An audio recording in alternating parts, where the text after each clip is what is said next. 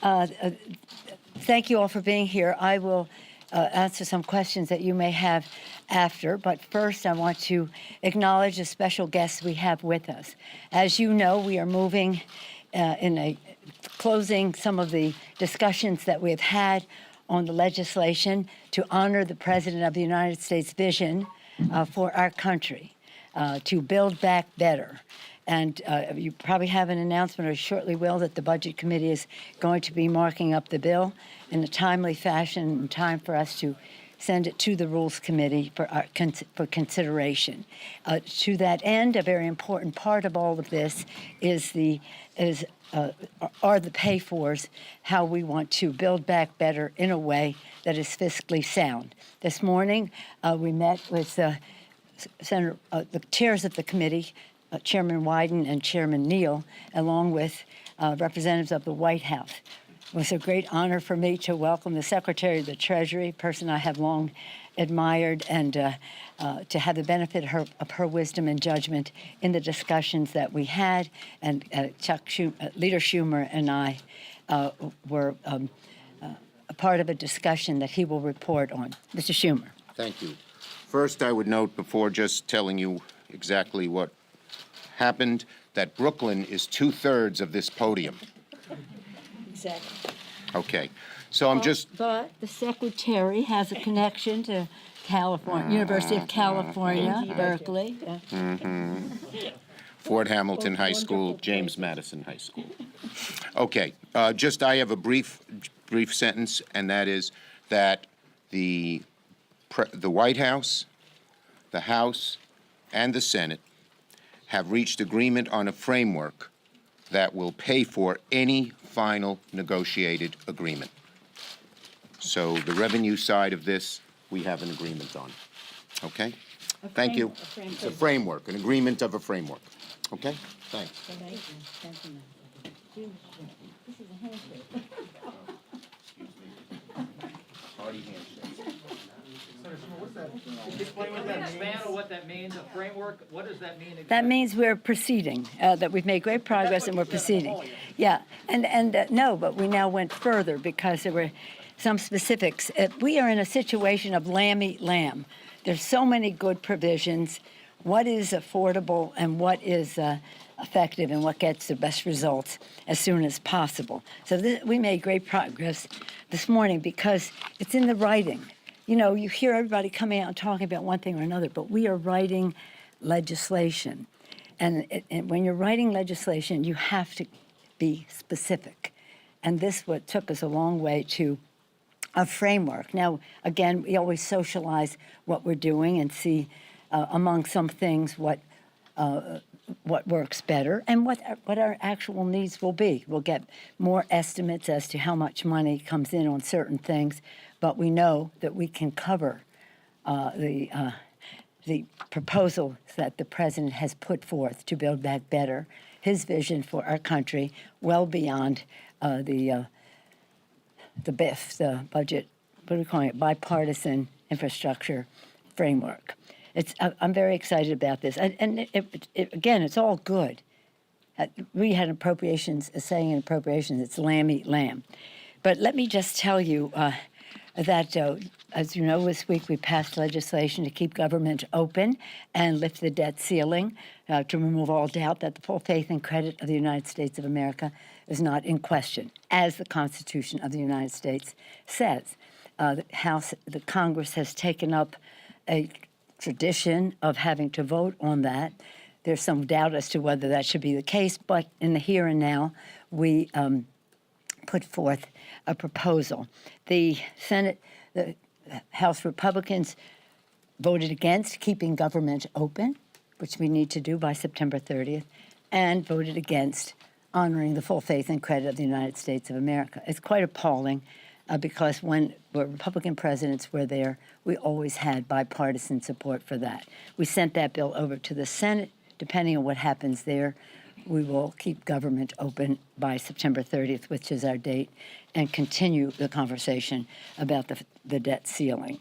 Even but not for long, because any discussion even casts doubt, and when that happened before, when the Republicans threatened not to support the full faith and credit when President Obama was president, even the doubt that they cast lowered our credit rating. It's not good for our country, for our families, and it has an impact on the global economy. So whatever it is, we will have a CR that passes both houses by September 30th. And that is, we're very pleased that in that same legislation, which the Republicans rejected, we had our assistance for the natural disasters affecting some of their own regions, which they voted against, but again, necessary to immediately meet the needs of the American people in time of disaster, as well as the legislation, the appropriations for Afghan evacuees to further welcome them to our country, meet their needs, and to do so in a timely fashion. We've gotten such a tremendous response from areas affected by Hurricane Ida, which is the focus of this legislation, to say, Ida struck, and you already are putting forth funding to make our communities come as close to whole as possible. Very grateful. Again, when we talk about the debt ceiling, we're not talking about future spending. It's important to note this is to pay the incurred cost. Last year, Democrats and Republicans together incurred costs for COVID that need to be paid for. This is a credit card bill that we owe. Under President Trump, only 3% of the debts, of the costs that we're dealing, only 3% have occurred under the Biden administration. This is largely under the Trump administration. And again, Democratic or Republican president, we have to lift the debt ceiling. So when Trump was president, he increased the debt by $7.8 trillion. Now, we take participation in the COVID expenses, but not the tax scam that added at least $2 trillion to the national debt. So again, we've done it before. We've worked in a bipartisan way. It's always been bipartisan, and that's how we want to keep it. Again, it would cost 6 million jobs, wipe out $15 trillion in household wealth, nearly doubling the unemployment rate to 9%, and increase borrowing costs for all Americans. It would be a catastrophe, and don't take it from me. But let me just quote Mitch McConnell when this came up during the Trump years. Mitch McConnell said the following. He said, Mitch McConnell stated that not supporting a debt limit suspension, okay, and this is what he said, ensures that Congress will not throw this kind of unnecessary wrench into the gear of our job growth and thriving economy. When Trump was president, they didn't want to throw a wrench, unnecessary wrench, into the gear of our job growth. Today, he's threatening to do just that. We urge him to stop holding the debt and the economy hostage. Again, also on the floor today, we'll be doing NDAA, strengthening our security, honoring our service members, upholding our values. And today, we'll have legislation on the security interests that we have in the Middle East by putting additional funding for the Iron Dome. It's a defensive system. It's part of the Memorandum of Understanding and negotiated in 2016, and it will strengthen that support. So, again, we stand united on a bipartisan, bicameral basis for Israel's security, which is vital for American security. Again, we pray for every innocent life that is lost in the conflict on any side of these arguments. Tomorrow, led by Congresswoman Chu, we're passing the Women's Health Protection Act. This is a very exciting day for some of us in the Congress of the United States. We've long been supporters of Roe v. Wade. We haven't been able to codify it because we never had a Democratic pro-choice majority with a Democratic president. And now we do. Every woman everywhere has a constitutional right to basic reproductive health, yet for years that has been questioned by some. And so, you know about the Texas law and the rest of that. I don't have to go into the reason why we have to do this, but the Texas law goes beyond a discussion of a woman's right to choose It's about vigilantes and bounty hunters and something that is so un-American. And it has evoked a response. Okay, it's unconstitutional and unjust. Okay, and then yesterday, this is probably why you're all here today, Leader Schumer and I met with the president about Build Back Better legislation, and it is so exciting. It's going to do so much for our country. One of the biggest middle-class tax cuts for families ever, creating millions of good-paying jobs, unleashing the full power of women in the workplace. Again, when women succeed, America succeeds. That's what we say. And that's with, now, if you're a woman in the workplace, this bill's for you, even for some dads. Child care, child tax credit to help pay the bills. Universal pre-K. Home health care, not necessary for a child, could be for a person with disabilities or a senior in the home who needs personal attention. Family and medical leave, paid family and medical leave. So it's just, again, unleashing the power of women in the workplace in a way that has never been done before in our country. It's historic, it's transformative. And when COVID struck, more than 4 million women had to withdraw from the workplace because they didn't have child care, or they couldn't afford child care, or the schools were not open, so that they had to stay home. And some dads, too. So it's not just about women, but overwhelmingly it is. So it is addressing some of that. We knew this problem existed, but COVID made it even more apparent. Hence, we will be going down a path that enables women to do what they're doing. Age courageous. You've heard me say it before. It's Latin. Do what you're doing. That they're at work. They can give their full attention without worrying. We always think of our families and our children, but worrying minute by minute as to whether their children are safely cared for. What I'm excited about in the bill that is coming up, too, is what it does for the environment. This is transformational. I use that word about women in the workplace. It's transformational. The president has established some goals for protecting the environment and saving the planet, and this legislation does just that in a way, as we were honored by the Secretary of the Treasury and the leader of the Senate earlier, that is paid for. So it's pretty exciting. We have plans that are not punitive to those. We don't resent anyone, their success or their achievement, but we do want everyone to pay their fair share. And in doing so, help build our economy better with women in the workplace. So that's pretty exciting for us. Yesterday, I had the privilege of welcoming two heads of state, Boris Johnson. Maybe some of you were at that presentation with Boris Johnson, Prime Minister Johnson, and then later in the day, in the morning, same morning, with Prime Minister Scott Morrison of Australia. Why I bring it up in association with climate is that they were so exuberant about the urgency of addressing the climate issues. Of course, we thanked the Prime Minister of UK for hosting COP26. I just had the privilege of doing that at 10 Downing over the weekend when I was at the G7 heads of parliament, and to see what was happening there in preparation for the COP26.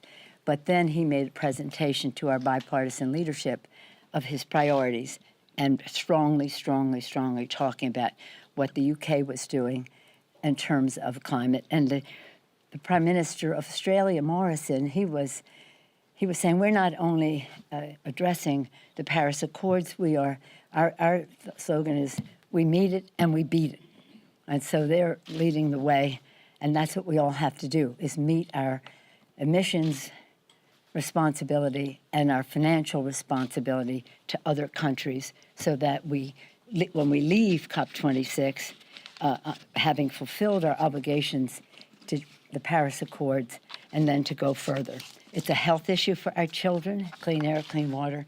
It's a jobs issue for our country, green technologies, being preeminent in the world on those. It's a security issue because security experts tell us that migrations and the rest, rising sea levels, thermal management of the planet, drying up of rivers, encroachment of deserts, the list goes on. You know what they are, I think.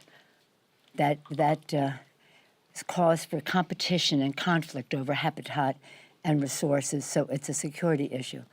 Health, jobs, security, and of course a moral issue if you believe, as I do, that this is God's creation and we have a moral obligation to be good stewards. But even if you don't share that view, we all agree that we have a responsibility to our children, grandchildren, future generations to hand off the planet in a very responsible way. So a lot going on, from a woman's right to choose to preserving the planet, and central focus now on getting the job done that we're on a path to do. The President has given us a path for a better future for our country, a fairness and a justice, whether it's economic or environmental justice or whatever. I'm so proud of our members working it, writing the bills, having their own discussions about it all. Now, but the President put us on a course. We intend to stay the course and pass both of these bills as soon as possible. Any questions? Yeah, I probably should reward people who come here most, and then we'll go to others. Could you please first elaborate on what Senator Schumer just said? He said that you have reached an agreement on a framework that will take framework, final negotiated settlement. Does that mean House Democrats and progressives and moderates have agreed on tax rates, how much this bill will cost, and a price tag? And what's the No, price what tag? we said was the House, the Senate, and the White House came to an agreement on how we can go forward in a way to pay for this. I don't know how you define some of the terms you use loosely there, but overwhelmingly, our New Dem coalition, which a long segment of our moderates and represented us at the meeting yesterday, have been very strong on child tax credit, extending the Affordable Care Act subsidies and the rest. The list goes on. Though we have consensus in overwhelmingly, maybe 10 to 1, 20 to 1 in our caucus as to these priorities, a higher percentage in the Senate. But we wanted to make sure that it was paid for. And I'm a pay-go person. Pay as you go. Sometimes I have a little disagreement in my caucus with some who just don't necessarily think we should do that, but I do. And we came to terms as to a framework of an array of agreements that we have, depending on what the need is. Now, at the same time, we're finalizing on the outlay side, so if we need more, we need less, that will impact the choices we make there. But this was great progress, not in terms of, it's just that it's writing bills, and it takes time, and you have to make decisions, and that's what we did. Can you settle on an overall price tag? Can you settle on an overall? No, we didn't talk about that. This is not about price tag. This is about what's in the bill. What's in the bill? For children, what's in the bill? Universal pre-K, child care, child tax credit, family and medical leave for their families, protecting the planet for them. It's about specific legislation. How much does that cost? How do we pay for it? It's about the climate issues, as I ended on that, on the climate issues in terms of using the tax code to stimulate the business aspects of this to meet the emissions goals. And that's part of how we make some decisions in there. Does this use of the tax cut help meet the president's emission goals that we have as a nation? So it's not about a price tag or anything. It's about values, not dollars. And when we come to agreement on what people are for or what they would cut if they want to do less, what would you cut? But our goal is to have of very specific priorities, clearly presented with as close as possible results as possible. And I'm very, very proud of the work of our members on that score. Yes, Chad? Thank you for taking the question. You had the Treasury Secretary here. I suspect you've been talking about the debt ceiling. You've expressed concern there. It seems as though every time we get so close to the debt ceiling, we hear all of these horror stories about the foremen of the apocalypse and locusts and everything. It is that, yeah. But why would we think that that wouldn't happen this time? I know the position of the Republicans, the public position, but why would we not think that this is going to be different this time? Well, because, again, public sentiment is everything. The Republicans yesterday, they voted to shut down government and not honor the full faith and credit of the United States of America. Shutting down government at the same time as rejecting assistance for their own constituents who were affected by Hurricane Ida. Again, we'll keep government open. We'll have the votes to do that, and then we'll go to the Senate again. But the full faith and credit is a national debate. It's a national debate, and why should it be that we as Democrats always come to the rescue when it's a Republican president? And we're not coming to the rescue of the president. We're coming to the rescue of our economy, of families and the interest they pay on loans and their job security and the rest of that. That's the debate that we have to have. And we must succeed. And so, again, hopefully, with your messaging this on Fox News, you will get a lot of people writing into their people and saying, let's not renege on the national debt. It's about paying. You know, the former president was famous for not paying his bills, and they want to do that again. But we cannot let them do that and jeopardize our economy. Yes, ma'am. How do you guarantee that there won't be a shutdown, especially if Republicans... Excuse me? How do you guarantee there won't be a shutdown, especially if Republicans end up blocking this bill in its current form? Well, we put this bill together in a very bipartisan way. And then when we added the debt ceiling is when they said, you know, because Rosa DeLauro, our chairwoman, she very respectfully, I'm appropriator, so we have a certain culture of bipartisanship or finding solutions there. And it's a very bipartisan bill underneath the debt ceiling, so we don't think it will really be any problem to pass the legislation. Thank you, Madam Speaker. Yeah. With the announcement of this framework, are you confident that you have enough support within your own party to move forward with a vote on Monday? We take it one day at a time, but I'm confident that we will pass both bills. On Monday? Yes, sir. Madam Speaker, I just wanted to ask you about the Women's Health Care Protection Act. The Archdiocese of San Francisco and the Archbishop of San Francisco warns that the bill is nothing more than a child sacrifice, and he calls on Catholics to fast and pray to defeat this bill. You're Catholic. Your reaction? Yeah, I'm Catholic. I come from a pro-life family, not active in that regard, different in their view of a woman's right to choose than I am. In my right to choose, I have 5 children in 6 years and 1 week. And I keep saying to people who say things like that, when you have 5 children in 6 days, 6 years and 1 day, we can talk about what business is of any of us to tell anyone else to do. For us, it was a complete and total blessing, which we enjoy every day of our lives. But it's none of our business how other people choose the size and timing of their families. The Archbishop of the city of that area of San Francisco and I have a disagreement about who should decide this. I believe that God has given us a free will to honor our responsibilities. Madam Speaker. Yeah. Yes, ma'am. Yes, ma'am. Are you saying with this new framework that the bill will not be $3.5 trillion? No, I'm not saying that at all. No. Are you guaranteeing that that this bill will be done on Monday? But I'm not saying that. I'm saying we will bring our legislation forward as it's ready. We didn't say anything about what the framework was, the price tag, but talking about the values contained therein. We are for the 3.5 number because that's the number that the President and the Senate sent us. We marked up to that. and now we'll go to the next step. But I think we're in a very good place.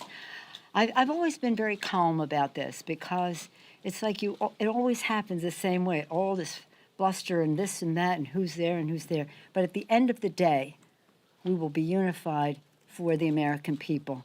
And we couldn't be better led than by Joe Biden and his vision for America's working families, so that we have fairness in our economy and justice in our environment as well as in our economy in every other way, and that we open the door for women to succeed in the workplace. So take one day at a time. Thank you all very much. Thank you. Madam Speaker, is the prescription drug bill part of this agreement?